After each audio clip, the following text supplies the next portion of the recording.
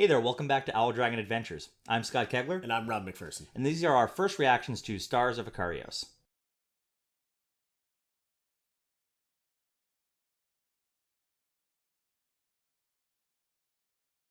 So, Stars of Akarios is a game that I actually, I missed the Kickstarter on, but I found out about it earlier this year, and I immediately went on and placed a pre-order for it. It is a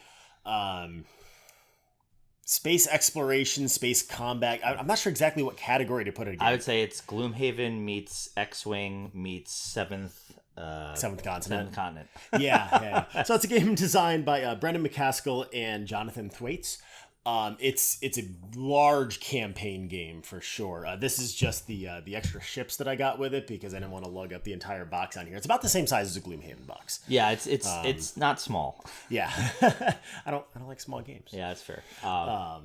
So throughout the game, throughout the campaign, you are going through and there's space combat missions, there's space exploration missions, there's world exploration missions, and then there's just other narrative missions, which is pretty cool in my opinion because it's literally you're just flipping through the page, and that's where the Seventh Continent relationship really comes in.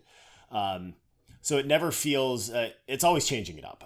So again, it's hard to kind of slot into a certain category. It kind of covers the gambit in terms of a few different ones. Yeah, so it's a large kind of campaign type game.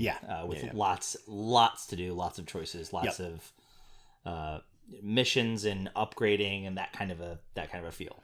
Yeah, so if you want to see a little bit of it, we actually do have my solo gameplay of the first 5 missions. It's the prologue. But then I started bringing it to the table with the group, and as a group now we have made it through the prologue and a couple extra missions. I think we're on 12 or 13 missions played at this point. So we've seen everything that it's got to, we've seen all the different mission types it's got to throw at us. So we'll run through our usual scoring, but I'm probably going to withhold on a full score of the game right now until we've played a bit more of it. Sure. I'll give like a general idea where I'm at. Yep. But so first of all, gameplay. Yeah.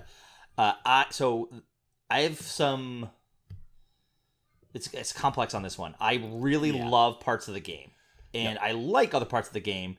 But because I love parts, so basically, I love the ship-to-ship combat is great. It's X-Wing, but if I could keep leveling my ship. Yeah. And I love the dogfighting tactics are really well, in my opinion, are very well done. I do think that the missions are either, and this is probably because we play a lot of them, are either very on the easier side, or they're like full-on Kobayashi Maru, where like there's no way you can do it. And it's some of it's story driven, but it's still fun to play. There are other aspects of the game, like you said, the Seventh Continent stuff I find is good. I don't dislike it. Like there was a very funny one we had where, it was like a sci-fi horror one. Right. But like it was amusing the way it unfolded for us as a party doing this like sci-fi horror, and we had a lot of fun with it. I almost feel like they're two games, and I love this game, and I like this game, and I want to play this game. Yeah, no, that's fair. It does definitely feel like there are two games you're playing. I just happen to love both of the styles, but that's really down to just aesthetics and exactly what type of game you're looking for at a given time. I will say, even though I love both of them, I love the space combat much more for every reason that you said. Yeah, and that's the difficulty with the games, and I don't know if that's like a big negative for me. It's just like where it's at. Sure. It's just. And I almost feel like it's the kind of game where if I played it on a weekend and we just like murdered through like 6 hours of it, I would be like, I wouldn't mind it as much. But when I'm doing it in more bite size, we play this 4 hour sections. Yeah, we play this on our Monday night session, so it's slightly more limited on time because we do have day jobs. Yeah, and that's part of it. Like, because I feel like.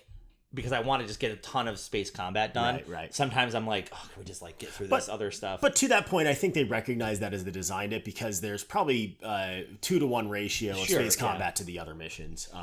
So personally, I fall at a high on gameplay right now. Yeah, and I think it's still high for me. It's just like that's my only like overall. I hesitantly call it a complaint, but yeah. Absolutely. So accessibility is next. I think it's pretty easy to teach. We play a lot of these. If you play a lot of campaign games, there's some minor asymmetry and it probably grows as you each change your evolve your ship and your skill tree and things like that. I'd say the only thing that's kind of difficult about it is just getting used to the dice assignment. It's especially because there's a different way you assign dice A slightly different way you assign dice in the world exploration versus the space combat. So there's a little bit to go. So it's not the easiest of accessible games.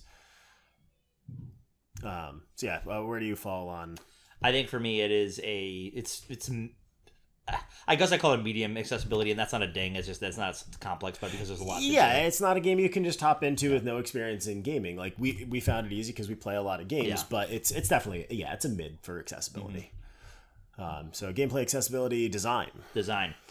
So from a design standpoint, I like a lot. I mean, there's a lot to the game. It's hard for me to. Yeah, I think this is one of the hardest ones we have to kind of rate on a design standpoint.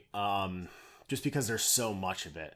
So, I'm going to start by saying, like, you can see the artwork here. I'm a huge fan of the design of the artwork, and the artwork does flow throughout most of the game that we have seen so far. And I think this is where our first reaction kind of tag. Yeah, I don't have any. We haven't seen the whole game yet. It's so weird because, like, I would say that I don't have any, like, strong hang-ups of any kind, but again, I just feel like I feel kind of blind to some of it. Like, haven't had any issues with iconography. A lot of it's pretty easy to follow. Yep. I like the direction they went with the design of the different ships. They all feel like unique species that are flying them. One minor thing. On the main character boards on the ship loadout, there is a typo or a...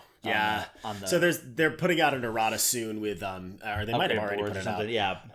But yeah, it's a small thing. It was like, but I was sitting there going like, I was thinking about iconography. I'm like, oh, there's like basically like the rest action is not clear that it takes up. You basically roll 4 dice. You assign those to different things on it's a dice assignment during ship combat.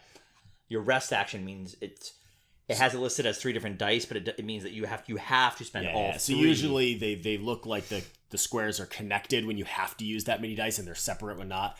And they made a mistake, and they had it where it's separated, so it looks like you could rest 3 times. Yeah. So we did that our first game through, and then I read online how it really works, or I read in the instruction booklet too, because I had apparently just skimmed past that. I was like, that makes a lot lot more sense. Yeah, but it makes sense as a rest action. But that was the only thing. I mean, I like all the ships. They look great painted. Rob did a great job painting them. I think I think that it would really limit the game if you didn't paint them if you had the game. So I think that's something. Sure, and I mean this is an add-on. They come with standees, which I mean that's never good enough for our table, but they're gorgeous standees. They have great artwork on them. I'll show some pictures of them. I still do have them, but I mean.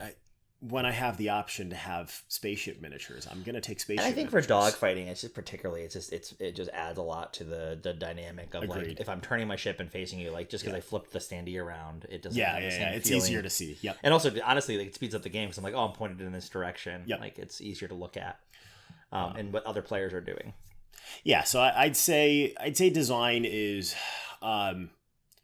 It's a mid to high, creeping up on that high point. But again, like I've got to qualify. Like I've seen only part of the game right now. Yeah, there's still many planets to look at, so I need to. I want to look at the artwork on all the planets, make sure it all ties together. I'm checking all the boxes. But for right now, it's creeping up on a high design for me. Yeah, I would agree with that.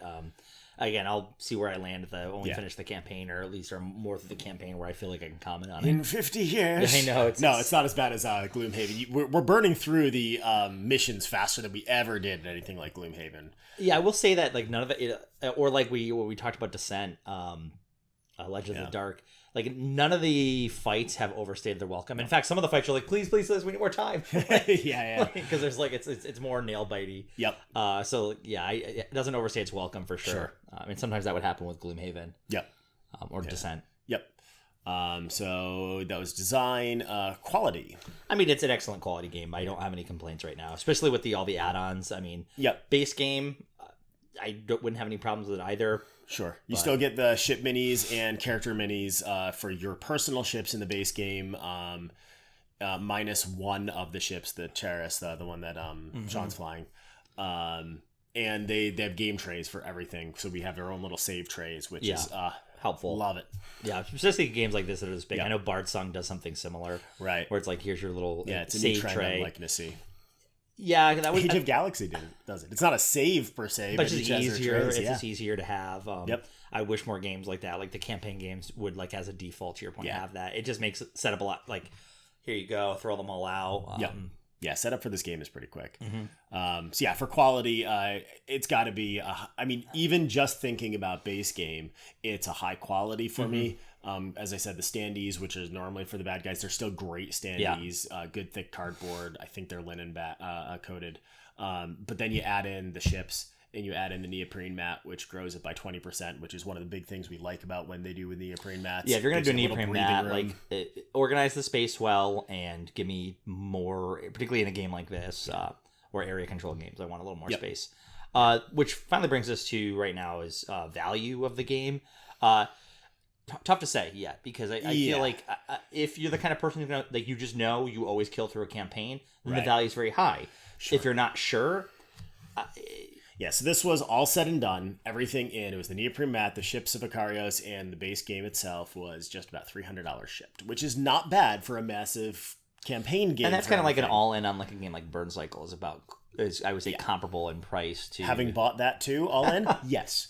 So yeah, they're comparable in price. So like, it's like, this is a tough one because... do you think it's gonna? I mean, this is coming from like I have Foundations of Rome this past year, and like that was $300.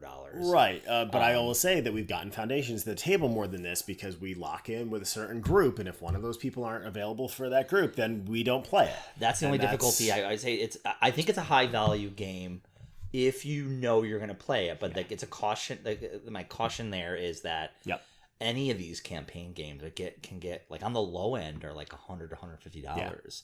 And if you're not going to play it, it does play well solo. So if that's something you're thinking about, it does work well that way. I think this would be great at 2 players. 4 players, it plays awesome. Don't get me wrong.